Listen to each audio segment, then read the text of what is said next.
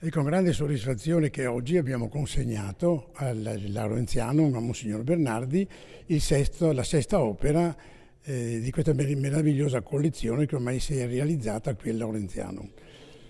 È significativo perché dal Laurenziano è partito il primo premio Mestre e si concretizza con una grande collaborazione tra il premio Mestre e la città di Mestre, rappresentata dalla Fondazione del Duomo e rappresentata dal Laurenziano.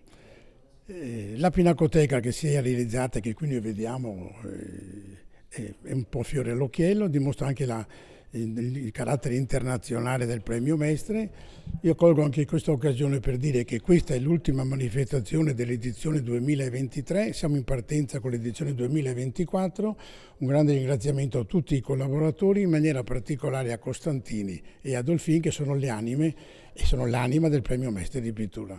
Grazie e arrivederci a settembre, con tanta voglia di vedere quadri meravigliosi che poi faranno parte delle collezioni che abbiamo in questi anni realizzato.